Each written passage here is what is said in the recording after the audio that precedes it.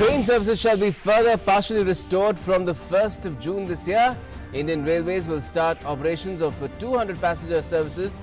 Booking for all these trains has started from today. These special services shall be in addition to the existing Shramik special trains and special AC trains.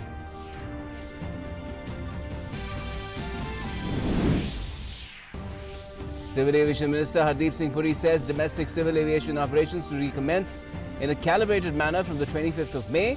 Says all airports and air carriers are being informed to be operation ready. Standard operating procedures for passenger movement also being separately issued by the ministry.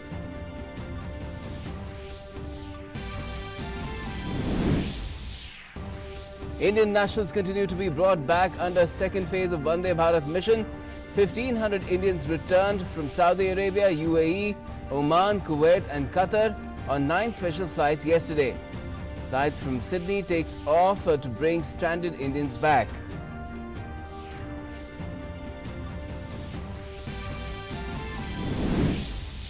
Cabinet Secretary Rajiv Gauba chairs National Crisis Management Committee meeting and reviews the situation in cyclone-affected areas. Rapid efforts to restore normalcy continue in West Bengal and Odisha. State agencies including NDRF engaged in rescue and relief work.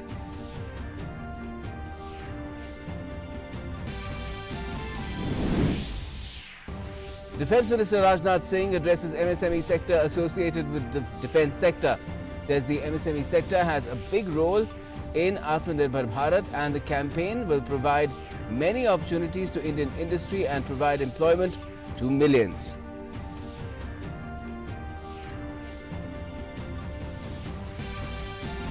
Active cases of COVID-19 stand at 63,624 in India.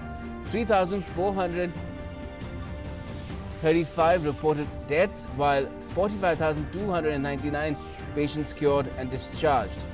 While global COVID-19 cases crossed the 50 lakh mark with over 3,28,000 deaths reported from world over. US worst hit, followed by Russia and Brazil in terms of the number of cases. Namaskar, you're with the latest here on DD News and DD India. I'm Gautam Roy. Now, the railways have decided to further restore passenger train services from the 1st of June for transporting people across the country. The railways will start operations of 200 passenger trains. Booking of all these trains commences today from 10 a.m. on IRCTC website and through mobile app. It's already commenced. It's been a few hours as well. Now, these will be fully reserved trains having both AC and non-AC classes. General coaches shall also have reserved seat for sitting. There will be no unreserved coaches in the train. All quotas shall be permitted in these special trains, as has been permitted in regular trains. However, only 4 categories of Divyangjan concession and 11 categories of patient concessions are permitted in these special trains. All passengers shall be compulsorily screened and only asymptomatic passengers will be allowed to enter and board these trains. Also, all passengers must wear face covers or masks at the entry and during travel as well. No linen, blankets and curtains shall be provided inside these trains. All passengers must download and use the Arogya Setu app for travelling purposes. These special services shall be in addition to the existing Shramik special trains being run for the benefit of the migrants. Now, in a big move, Civil Aviation Minister Hardeep Puri has announced that domestic civil aviation operations will recommence in a calibrated manner starting Monday, the 25th of this month. All airports and air carriers are being informed to be ready for operations from the 25th of May. SOPs for passenger movement are also being separately issued by the ministry. The Ministry of Home Affairs has deleted domestic air travel of passengers from the list of prohibited activities in lockdown guidelines, and which is why this decision has been taken. Well, I'm very happy that we finally have announced the decision that flights will commence from Monday the 25th of May in a calibrated manner, and that these flights will go to all parts of the country. Initially, only a small percentage of the total number of flights, but depends on the kind of experience we gain. We will increase the number of flights, And this is a decision which was taken, and I want to express my satisfaction at the cooperation that we've been getting from all the stakeholders, from the airlines, from the airports. It's not been a secret. I have said actually that airlines and airports have been ready for the last 1 week. We were just waiting for the green signal, and I think I had also hinted that sequentially it would be necessary for us to first commence rail operation and only then bring in the domestic civil aviation. And as domestic flight operations are set to begin, Delhi's Indira Gandhi International Airport has in fact made elaborate arrangements for passengers' safety. Each bag will be disinfected using UV ray tunnel, and thorough screening through thermal scanners will be made so that infection chain remains broken.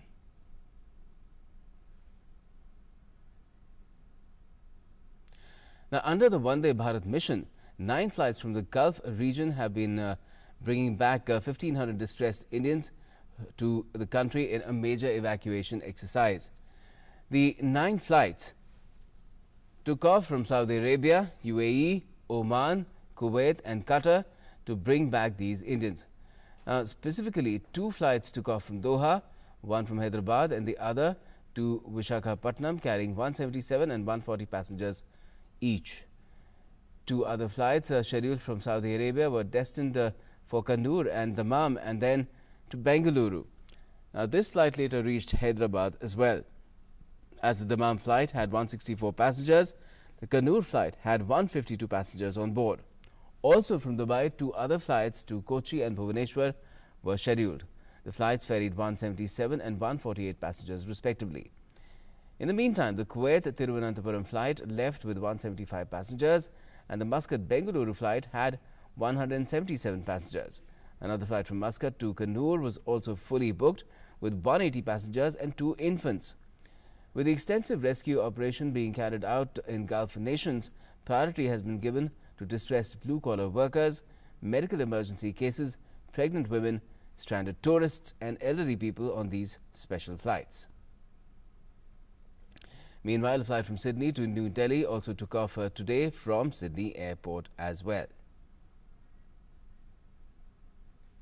Now, moving on, extremely severe cyclonic storm Amphan made landfall in Bangladesh last night, leaving a trail of destruction both in India and Bangladesh. Last night, the storm crossed over to Bangladesh as the cyclonic storm, about 210 kilometers north-northeast of Kolkata, 340 kilometers north-northeast of Digha. The North 24 Parganas, South 24 Parganas, Howrah, Kolkata, East Midnapore, West Midnapore and Purli Bankura districts have been badly affected due to the cyclonic storm. The government of West Bengal will set up a special task force in view of Cyclone Amphan and consider ways to help people in addition to taking stock of the damage. Now, due to Cyclone Amphan, 5,500 homes have been damaged in 24 Parganas district of West Bengal. East Midnapore, North and South 24 Parganas districts have suffered the most damage from this storm.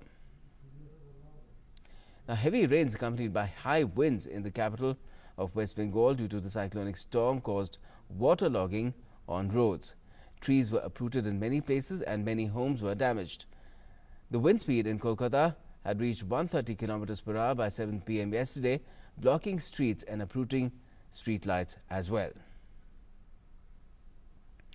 Parts of Kolkata airport are also waterlogged due to heavy rains last night.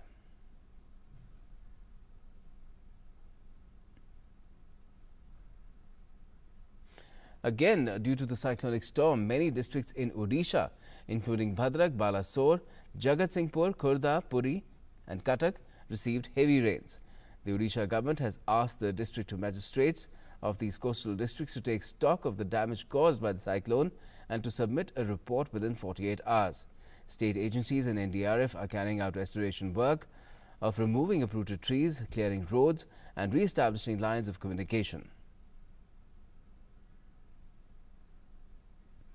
And the extremely severe cyclonic storm Amphan crossed the shoreline of Bangladesh by midnight on Wednesday, bringing in its wake heavy rains, storm surges as well as flooding. According to the latest weather report issued by the Met Department of Bangladesh on Thursday morning, The cyclone was centered over Satkhira and adjoining areas and lay at Jhenaida at midnight on Wednesday. The cyclone Amphan had weakened slightly as it crossed over to Bangladesh. Almost all coastal districts of the country experienced heavy rains and strong winds since Wednesday afternoon. In Dhaka, it's been raining since the evening on Wednesday. Under the impact of the cyclone, low-lying areas have been flooded, trees have been uprooted and homes damaged. Many rivers in the country were reported to be flowing above the danger mark due to the water surge caused by the cyclone.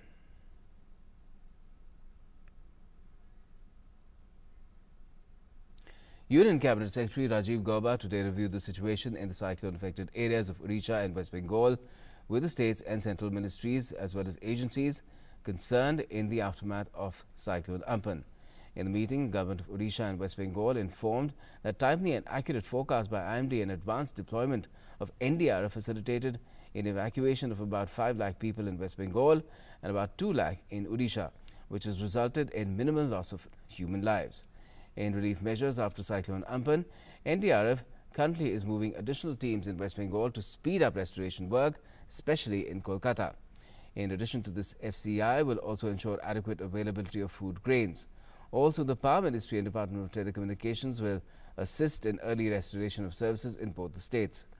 Reviewing the rescue and restoration efforts, Cabinet Secretary Rajiv Gauba directed that officers of central ministries and agencies should remain in close touch with Odisha state government and provide all required assistance expeditiously.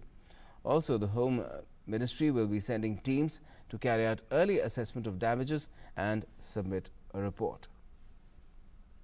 Now, National Disaster Response Force DG S.N. Pradhan today took part in NCMC meeting on the cyclone and gave insights into the NDRF's role in restoration. Pradhan said that apparently Odisha suffered less destruction as compared to some regions in West Bengal. आज national crisis management committee की बैठक हुई cabinet secretary की अध्यक्षता में और उसमें chief secretary पश्चिम बंगाल उपस्थित थे वीडियो कॉन्फ्रेंसिंग के माध्यम से और उड़ीसा के भी चीफ सेक्रेटरी और उनकी टीम उपलब्ध थी और उन्होंने अपने यहाँ के नुकसान के बारे में तफसील से ब्यौरा दिया है। फिलहाल ये कहा जा सकता है कि अपेक्षाकृत उड़ीसा में कम नुकसान और अगर ज्यादा नुकसान थोड़ा माना जाए तो वो पश्चिम बंगाल में हुआ है और वहाँ के कुछ जिलों में। जो अभी जो रेस्टोरेशन का काम है उसमें पहला काम हो रहा है कि रास्ते क्लियर किए जा रहे हैं, पेड़ जो गिरकर कटे पड़े हुए हैं उनको काटा जा रहा है, क्लियर किया जा रहा है ताकि रास्ते और आवागमन जो है शुरुआत हो सके। Defence Minister Rajnath Singh has said that MSME sector has a major role in making India self-dependent in the strategic field. Inaugurating the e-conclave on MSME sector associated with defence production, Rajnath Singh said achieving the target of Atmanirbhar Bharat would be easier by the efforts of the MSME sector. आत्मनिर्भर भारत के लक्ष्य में MSMEs का बहुत एक important role है। इसे कोई, इस सच्चाई को कोई नकार नहीं सकता है और मित्रों, मुझे पूरा विश्वास है कि इंडियन इंडस्ट्रीज की रेजिलियंस और कैपेबिलिटी किसी भी चुनौती से पार पाने में पूरी तरह से सक्षम है।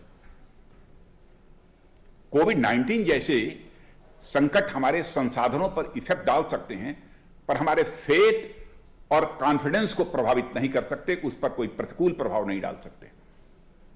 एक कलेक्टिव इफर्ट के माध्यम से मुझे यकीन है कि एमएसएमईज हमारे देश की सिक्योरिटी प्रिपेयर्डनेस में एक बहुत ही इंपॉर्टेंट रोल प्ले करेंगे। And Rajnath Singh also said strengthening the MSME sector is his government's top priority, as this sector would play an important role in improving the quality of life of the common man by restoring lakhs of employment opportunities. सरकार आम जनता को बेहतर भविष्य और financial security देने के लिए मन, वचन और कर्म, मनसा वाचा कर्मणा, तीनों रूप में हम पूरी तरह से तत्पर हैं और एमएसएमईज को मजबूती देना उसी लक्ष्य तक पहुंचने का हमारा एक ये माध्यम है। और मैं आपको आश्वस्त करना चाहता हूं कि माननीय प्रधानमंत्री जी द्वारा प्रेरित आत्मनिर्भर भारत अभियान इंडियन इंडस्ट्री को अनेकों अपॉर्चुनिटीज यहां पर प्रदान करेगा और लाखों रोजगारों को रीस्टोर करने में यह सहायक होगा। And the defense minister said that the day is not far when India would be known as an exporting country of defense equipment. मैं आश्वस्त हूं कि आप जैसे लोगों के रहते हुए हमारा भारत लंबे समय तक अब इंपोर्टिंग कंट्री नहीं रहने वाला है, बल्कि अब वो दिन दूर नहीं है जब भारत एक एक्सपोर्टिंग कंट्री के रूप में इमर्ज होकर खड़ा होगा। Uttar Pradesh Chief Minister Yogi Adityanath transferred revolving fund and community investment fund of 218.5 crore rupees online to 31,938 self-help groups as a relief measure during COVID-19 today. While distributing the funds, the Chief Minister said that the government would soon appoint banking correspondent Secy in rural regions.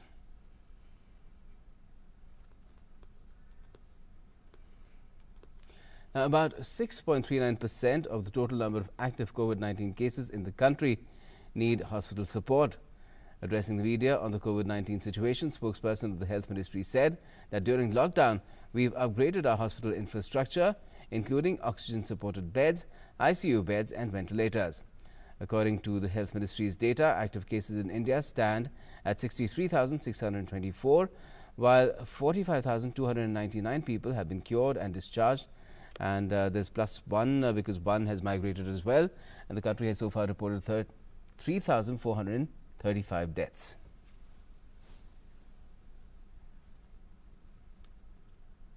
And the Health Ministry has analyzed the data from the recently released WHO situation report and found that while cases per lakh of world population stand at 62 in India, the figure was found to be 7.9 people per lakh population that have been affected. It was further said that so far India has about 0.2 COVID-19 deaths per lakh population as against the global figure of 4.1.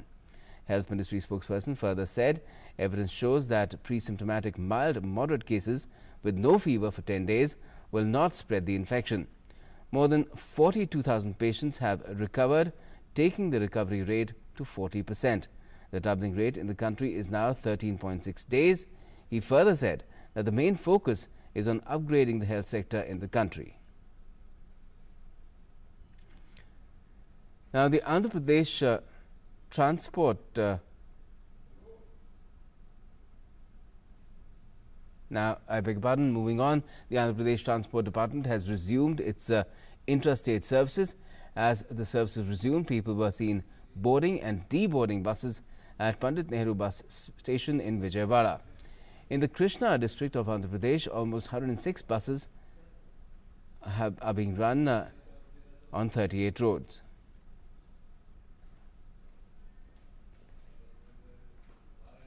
In Assam's Dibrugarh, with workers now returning to work after the restrictions got eased, tea plucking work has resumed at full swing. The move has come as the government has allowed full workforce in tea plantations amid lockdown due to COVID-19. With many tea gardens in Assam started working with the full workforce, the industry is back on track as lockdown norms have been relaxed. However, proper measures to curb coronavirus spread are also being followed, with sanitization and social distancing being practiced thoroughly. The tea industry has welcomed the decision taken by the state government allowing full workforce in tea plantations.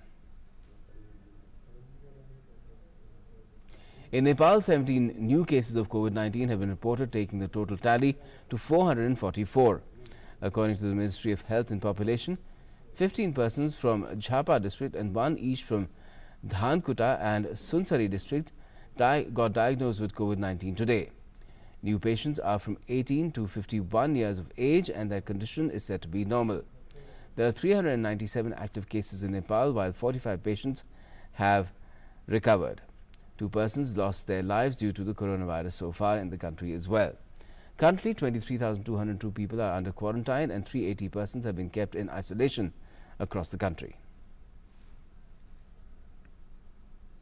Now, the overall number of global coronavirus cases has increased to 49.68 lakh, while the death toll has increased to 3.26 lakh. The US has so far registered more than 15,49,000 cases of the infection, with death toll surpassing 93,400. It also recorded 1,561 new coronavirus deaths in the past 24 hours. U.S. health officials have also released more reopening guidelines as all 50 U.S. states have partially reopened after a 2-month shutdown. Meanwhile, California unveiled plans to reopen its world-famous entertainment industry next week. In New York City, Mayor Bill de Blasio has offered free coronavirus tests at the city's 169 nursing homes. He also said that nursing homes will provide staff to replace nursing home employees who test positive for the virus. Russia has recorded its lowest total of new coronavirus cases since the 1st of May on Wednesday, with more patients discharged from hospitals than new cases for the first time, which showed that the outbreak is stabilizing at last. Russia now has the second most cases of the novel coronavirus in the world, behind only the US. Wednesday's tally of 8,764 new cases brought the official count above 3 lakh, while death toll has reached 2,972. And as Prime Minister Mikhail Mishustin, who returned to work this week after himself recovering from the virus, said the news that more patients had left hospitals than tested positive showed the situation is gradually stabilizing, especially in Moscow. Now in its 8th week of lockdown, capital Moscow has been by far Russia's worst hit region. Meanwhile, a Russian biotechnology company has said they will soon complete the clinical trials of the drug for patients suffering from severe form of COVID-19. Levilimab, a drug that was originally developed to treat rheumatoid arthritis, has shown good results as a potential cure for patients with a confirmed coronavirus infection, according to the company's website. Now, as Spain has recorded 27,888 deaths and 2.32 lakh cases of COVID-19, with the new fatalities showing to be under 100 a day. Spaniards remain divided on extension of the state of emergency for the 5th time, and the country hopes to mostly lift a strict lockdown by the end of June. However, Prime Minister Pedro Sanchez wants to keep special powers for 2 more weeks to control the easing of restrictions. As public protests simmered over the coronavirus crisis' damage to the economy and tough social restrictions, some people are against the state of emergency being extended any longer.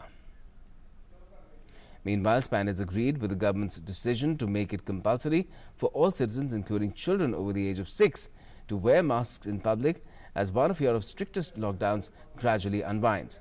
The Health Ministry order said that masks would be needed for indoor public spaces and outdoors when impossible to keep a 2-meter distance. Meanwhile, in Madrid and Barcelona, requests are coming to progress to phase 1 as both metropolitan cities remain in phase 0 of the government's de-escalation plan. British Prime Minister Boris Johnson said on Wednesday that a program to test and trace those suspected of having been in contact with people who have tested positive for COVID-19 would be in place by the 1st of June. Speaking in Parliament, Johnson said the government would have recruited 25,000 trackers by the start of next month, capable of tracing 10,000 new cases a day when the overall number of daily tests would have reached 2 lakh. However, the coronavirus tally in Britain has reached 2.49 lakh infections, while death toll has also risen to 35,786, an increase of 363 from the day before.